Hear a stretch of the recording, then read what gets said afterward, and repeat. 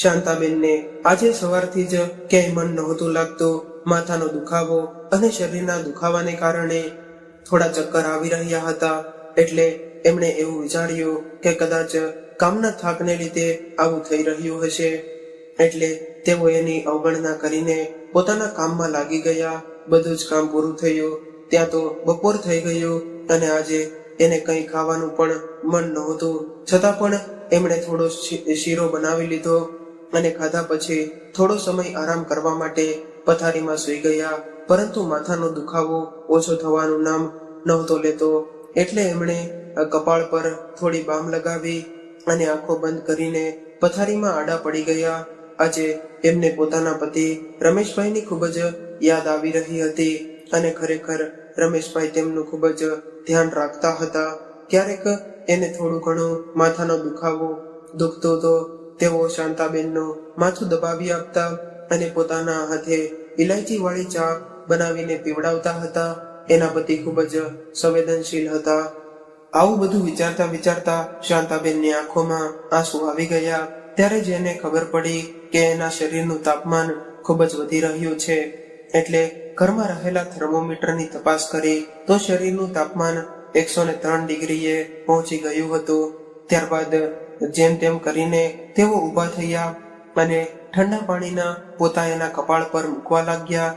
એમણે એવું વિચાર્યું હતું કે હવે વધારે વાર લાગવી એ યોગ્ય નથી. રાત થઈ ગઈ હતી એટલે સવારે દવાખાને બતાવી દઈશ. આવું વિચારીને એમણે પોતાના પુત્ર વિપુલને ફોન લગાવ્યો.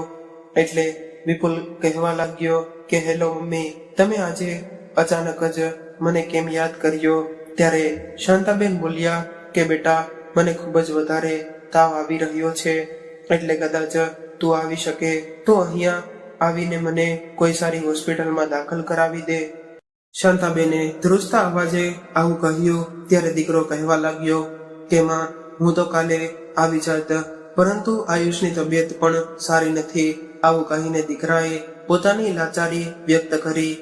એટલે શાંતાબેન કહેવા અત્યારેથી મીટિંગ છે, કેટલાય મોટા ઓફિસરો આવવાના છે અને કદાચ હું આરતીને લાગ્યા કે બેટા તું શિવાનીને ફોન કરીને બોલાવી લેને, એને ત્યાં તો એના સસુરાલ પણ છે, એટલે એ લોકો 1-2 દિવસ ઘર સંભાળી લેશે. ત્યારે વિપુલ બોલ્યો કે માં, તમે ખોટું ન લગાડતા, મારી મજબૂરી સમજવાની કોશિશ કરો. પોતાના પુત્રના આવા જવાબથી શાંતાબેન હેરાન રહી ગયા. ત્યારબાદ એણે પોતાની પુત્રી શિવાનીને ફોન કર્યો. એટલે દીકરી કહેવા લાગી કે માં, કદાચ મારું ચાલતું હોત તો હું અત્યારે જ ત્યાં આવી ગઈ હોત, પરંતુ આ દિવાળીએ મારી નણંદ અમેરિકાથી આવવાની છે અને એ પણ 3 વર્ષ પછી આવી રહી છે. એટલે મારે પણ ઘણી બધી તૈયારીઓ અને ખરીદી કરવાની છે અને આ તૈયારીમાં જો કોઈ કમી રહી જશે તો મારા સાસુને ખોટું લાગશે. એટલે તમે વિપુલભાઈને બોલાવી લ્યો. મારી કાલે જ એની સાથે વાત થઈ હતી અને આવતીકાલે શનિવાર છે, એટલે તેઓ વીકેન્ડમાં પિકનિક મનાવવા જઈ રહ્યા છે અને પિકનિકનો પ્રોગ્રામ તો પછી ક્યારેક પણ મનાવી શકાય છે. શાંતાબેન પોતાની દીકરીની વાત સાંભળીને ચોંકી ગયા અને વિચારવા લાગ્યા કે મારો દીકરો મારી સાથે કેટલું ખોટું બોલી રહ્યો છે. પોતાની જન્મદાતા માં સાથે પણ રમત કરી રહ્યો છે. ત્યારબાદ શાંતાબેને કોઈને કંઈ પણ ન કહ્યું અને બીજા દિવસે સવારમાં જ એમ્બ્યુલન્સ બોલાવીને એકલા જ હોસ્પિટલે જવાનો નિર્ણય લીધો અને એમની નોકરાણી રાધિકા સવારે વહેલા આવતી હતી. એટલે એની મદદથી શાંતાબેન અમુક જરૂરી વસ્તુઓ બેગમાં ભરીને લઈને હોસ્પિટલે જતા રહ્યા. તેઓ એ વાતથી તાવથી ધ્રુજી રહ્યા હતા, એટલે તેને તાત્કાલિક દાખલ કરી દેવામાં આવ્યા.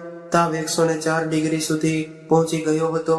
એટલે હોસ્પિટલે ડોક્ટરે તાવ ઓછો કરવા માટે ઇન્જેક્શન લગાવ્યું અને સાથે સાથે અમુક ગોળીઓ પણ આપી, પરંતુ તાવ ઓછો થવાનું નામ નહોતો લેતો. એટલે તેના લોહીની તપાસ કરવા માટે સેમ્પલ લેવામાં આવ્યો અને રિપોર્ટ આવ્યા પછી ખબર પડી કે એને ડેન્ગ્યુ છે. એટલે હવે ડેન્ગ્યુની સારવાર શરૂ કરવામાં આવી અને ડોક્ટરે શાંતાબેનને એવું કહ્યું કે તમે એકલા છો, તમારે સવારે સારું એ છે રહેશે કે જ્યાં સુધી તમે સંપૂર્ણપણે સ્વસ્થ ન થઈ જાઓ ત્યાં સુધી હોસ્પિટલમાં જ રહેજો. હવે 2 દિવસ પછી એક વૃદ્ધ વ્યક્તિ હોસ્પિટલની નર્સ સાથે એના રૂમમાં આવ્યા અને એના હાથમાં થોડા ફળો હતા અને શાંતાબેને એને ઓળખવાની કોશિશ કરી અને ઘણું વિચાર્યા પછી પણ એને યાદ આવ્યું કે એ વ્યક્તિને તેઓએ સવારે વોકિંગ કરતી વખતે પાર્કમાં જોયા હતા.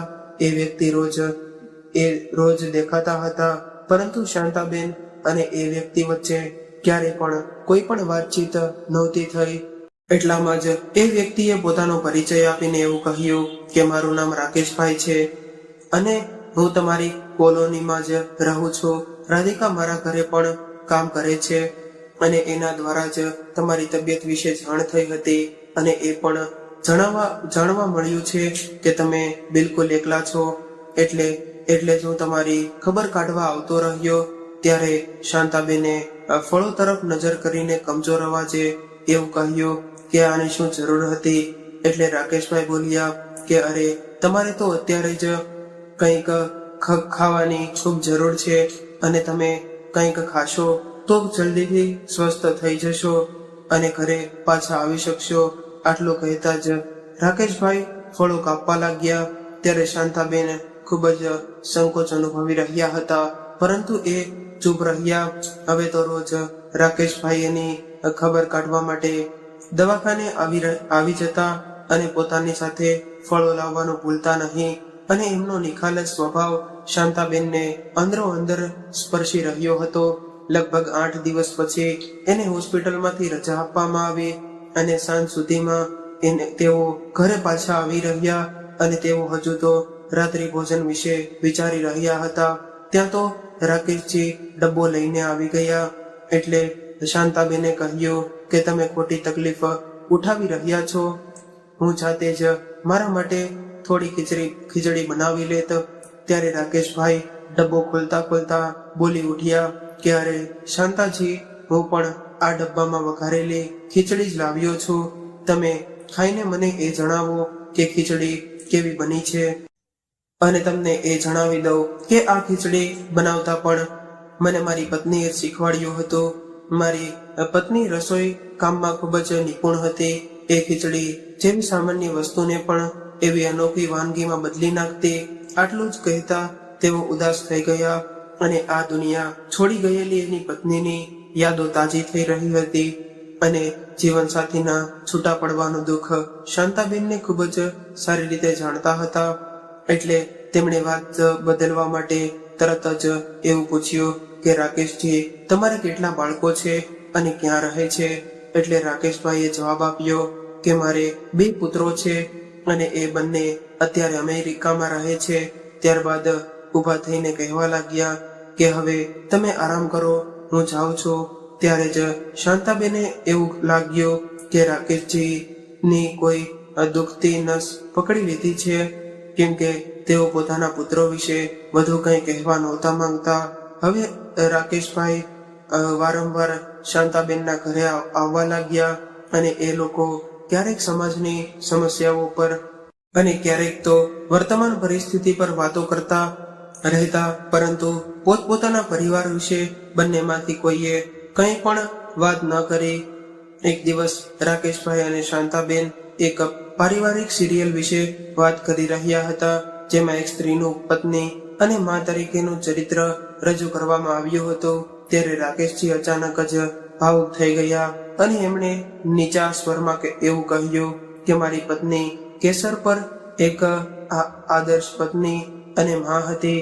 પોતાના પતિ અને બાળકોનું સુખ એના જીવનની પ્રથમ પ્રાથમિકતા હતું અને પોતાના બાળકોની એક ખુશી માટે પોતાની હજારો ખુશીઓનું બલિદાન આપી દેતી. અમારા બંને પુત્રો અભ્યાસમાં ખૂબ જ હોશિયાર હતા.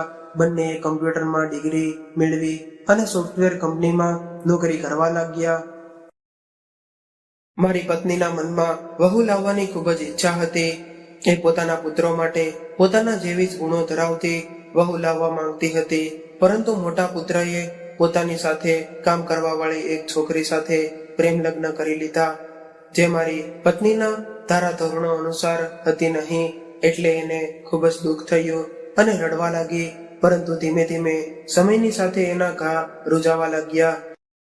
થોડા સમય પછી નાનો દીકરો પણ કંપની તરફથી અમેરિકા જતો રહ્યો અને જતી વખતે એણે પોતાની માને કહ્યું કે માં, તમે મારા માટે તમારી પસંદની છોકરી શોધી રાખજો. હવે 1 વર્ષ પછી જ્યારે એ ભારત પાછો આવ્યો ત્યારે લગ્ન કરશે. પરંતુ અમેરિકાના વાતાવરણમાં એ એટલો ડૂબી ગયો કે એણે ત્યાં જ રહેવાનો નિર્ણય કરી લીધો અને ત્યાંની નાગરિકતા મેળવવા માટે એક અમેરિકન છોકરી સાથે લગ્ન કરી લીધા. અમારા બંને દીકરાના આવી રીતે લગ્ન થવાથી મારી પત્નીની બધી જ ઈચ્છાઓ ધૂળમાં ફેરવાઈ ગઈ અને એ સંપૂર્ણપણે ખામોશ થઈ ગઈ અને એકલી એની અંદર દર્દની વેદના અનુભવતી હતી. એનું પરિણામ એ આવ્યું કે એ બીમાર પડી ગઈ અને એક દિવસ મને એની યાદોના સહારે છોડીને આ દુનિયામાંથી જતી રહી. આટલું કહેતા જ રાકેશજીનું ગળું ભરાઈ ગયું અને શાંતાબેનની આંખો પણ ભીની થવા લાગી. ત્યારે ભીની આંખોએ બોલી ઉઠ્યા કે કોણ જાણે કેમ, પરંતુ આજકાલના સંતાનો પોતાના માતા પિતાના સપનાની સમાધિ પણ પોતાના પ્રેમની મહોર બનાવવા લાગે છે. ત્યાર પછી તેમણે રસોડા તરફ વળીને કહ્યું કે હું હમણાં જ તમારા માટે મસાલાવાળી ચા બનાવીને લાવું છું.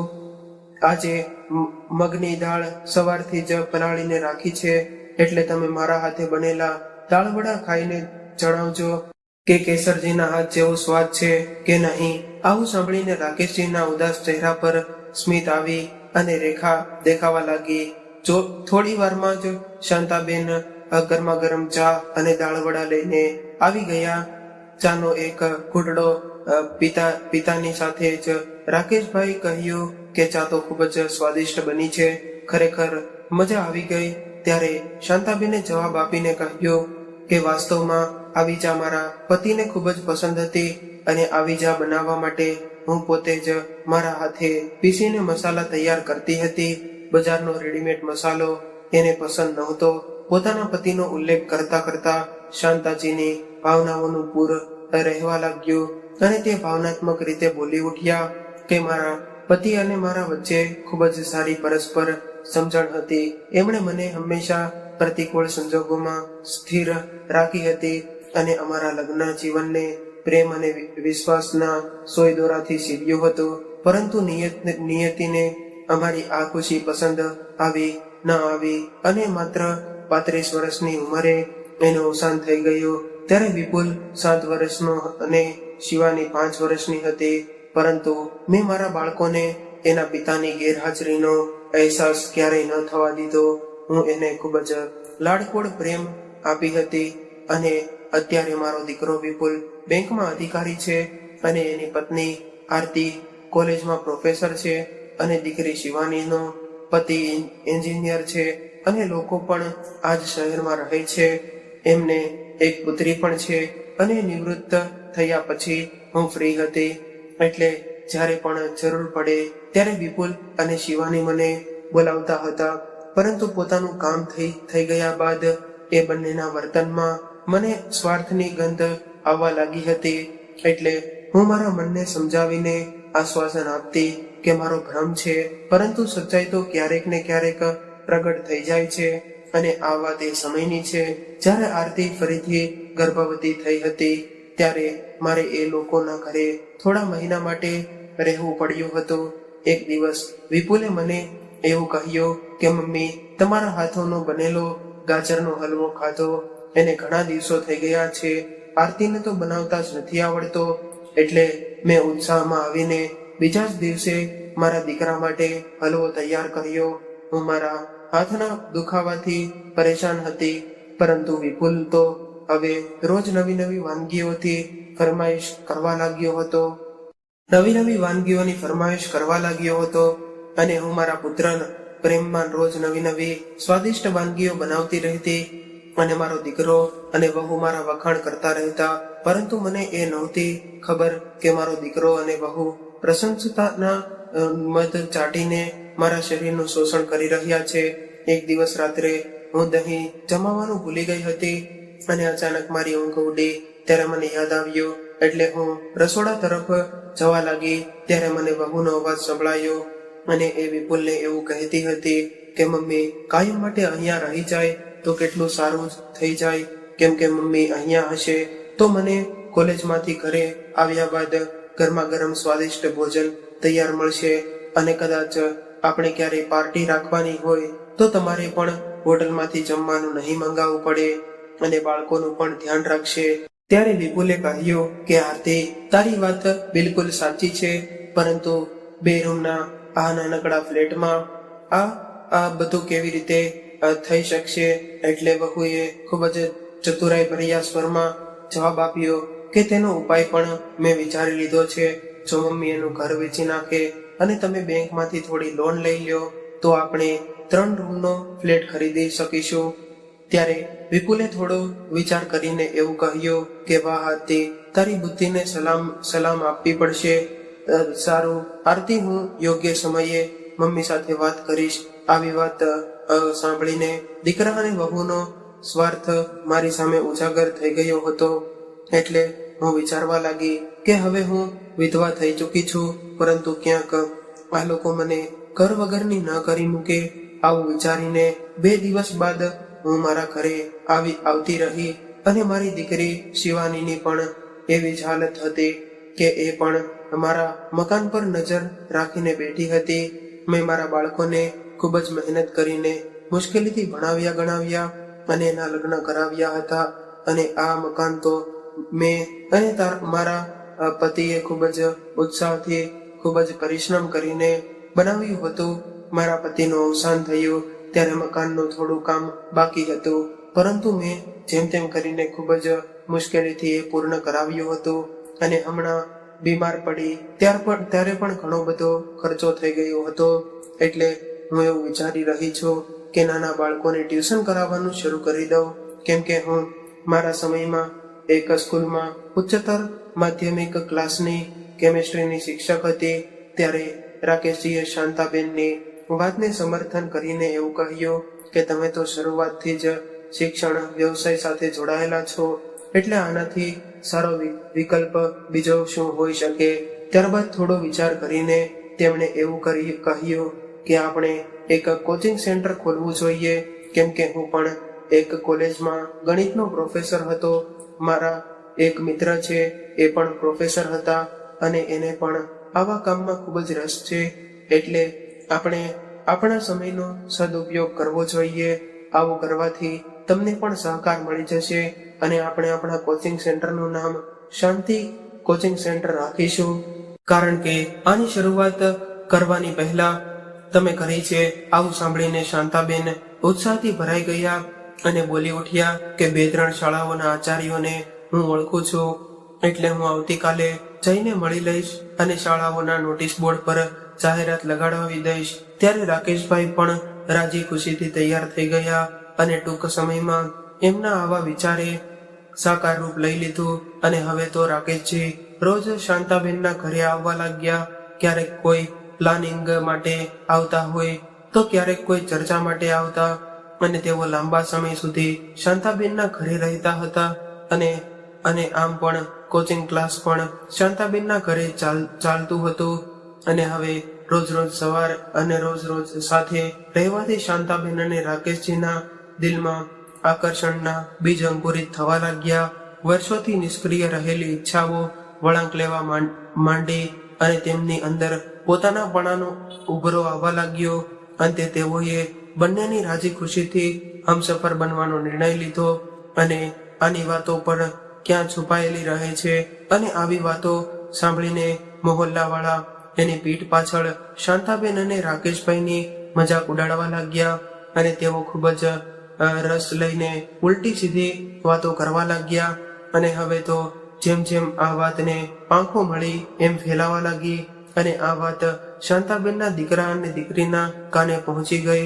એટલે એક દિવસ એ બંને ગુસ્સાથી લાલચોળ થઈને શાંતાબેન પાસે આવ્યા અને ગુસ્સો કરીને કહેવા લાગ્યા કે મમ્મી, અમે લોકો શું સાંભળી રહ્યા છીએ? શું આ ઉંમરે તમે લગ્ન કરવાનું વિચારી રહ્યા છો? અને જરાક શરમ તો કરો. આ ઉંમરે તમે આવું કરશો તો અમારું નાક કપાઈ જશે અને અમારી ઇજ્જતની પણ પરવા નથી. મમ્મી, આ ઉંમરે તમે આવું કરશો તો આપણે સમાજ અને સંબંધીઓ કેવું વિચારશે? ત્યારે શાંતાબેને જરા પણ પરેશાન થયા વગર વળતો પ્રવાહ લઈને કરીને જવાબ આપ્યો અને કહેવા લાગ્યા કે દીકરા, તમે લોકોએ એવું વિચાર ક્યારેય કર્યું છે કે હું પણ તમારી જેમ જ સંવેદનાઓથી ભરાયેલી એક જીવંત સ્ત્રી છું? મારી નસોમાં પણ લોહી વહે છે જિંદગીની મધુર ધૂન વચ્ચે. શું તમે લોકોએ ક્યારેય એવું વિચાર્યું છે કે એકલતાનો સન્નાટો કેટલો પીડાદાયક હોય છે? બેટા, વૃદ્ધાવસ્થાનો એ ઝાડ જેવી રીતે હોય છે જે ઉપરથી ભલે લીલું ન દેખાય પરંતુ એના થડમાં વિનાશ હોય છે. કદાચ એના મૂળમાં પ્રેમના પાણીથી સિંચાઈ કરવામાં આવે તો એમાં પણ ઈચ્છાઓની કળીઓ ખીલે છે. જ્યારે તમારા પપ્પાએ આ દુનિયા છોડી હતી ત્યારે અચાનક જ મને એવું લાગ્યું હતું કે મારા જીવનમાં પાનખર ઋતુ આવી ગઈ છે અને મારા જીવનના તમામ રંગો બેરંગ થઈ ગયા છે. પરંતુ મેં તમારી ખુશી માટે મેં મારી બધી જ આકાંક્ષાઓની આહુતિ આપી દીધી. પરંતુ તમે યુવાન થઈ ગયા બાદ તમારી આંખોમાં એટલો બધો સ્વાર્થ ભરાઈ ગયો હતો એ એની આગળ કર્તવ્ય અને જવાબદારી જેવા શબ્દો પણ ઝાંખા પડી ગયા. જ્યારે મારી તબિયત ખરાબ થઈ અને મેં તમને અહીંયા બોલાવ્યા હતા ત્યારે તમે બંનેએ પોતપોતાની મજબૂરી જણાવીને હાથ ખંખેરી નાખ્યા હતા. આવા કપરા અને મુશ્કેલ સમયમાં રાકેશજીએ હમદર્દ વ્યક્તિ રૂપમાં મારી સામે આવ્યા. એમણે મારું મનોબળ વધાર્યું અને મને માનસિક રીતે ટેકો આપ્યો અને એ માત્ર મારા દુઃખ દર્દના જ નહીં પરંતુ ભાવનાઓના પણ સાથી બન્યા. એટલે હવે હું એમને મારા જીવન સાથીના રૂપમાં સ્વીકારીને એક નવું જીવન શરૂ કરવા જઈ રહી છું. આવું સાંભળીને વિપુલ અને શિવાનીને આત્મલાગ્નિઓનો બોધ થયો. એટલે તેઓ પરસેવ્યા ભર્યા સ્વરમાં બોલી ઉઠ્યા કે મમ્મી, આજે તમે અમારી આંખોને ખોલીને અમને અમારી ભૂલનો અહેસાસ કરાવ્યો છે અને જીવન એક ખૂબ મોટા સત્યનો પણ અહેસાસ કરાવ્યો છે કે માનું હૃદય ખૂબ જ વિશાળ હોય છે. એટલે કૃપા કરીને અમારી ભૂલો માટે અમને માફ કરજો અને તમે એવું ચાહીએ છીએ કે તમે અમારા જીવનમાં હંમેશા ખુશ રહો. અને પોતાના સંતાનોની આવી વાત સાંભળીને શાંતાબેનને ખુશી થઈ અને ત્યારબાદ એ રાકેશજી સાથે લગ્ન કરીને વૃદ્ધાવસ્થામાં બંને એકબીજાનો સહારો બન્યા અને ખૂબ જ ખુશીથી પોતાનું જીવન જીવવા લાગ્યા. તો મિત્રો, આજની આ વાર્તા તમને કેવી લાગી કોમેન્ટ કરીને જરૂરથી જણાવજો અને પસંદ આવી હોય તો વિડીયોને લાઈક, શેર અને નવા હોય તો ચેનલને જરૂરથી સબસ્ક્રાઇબ કરજો.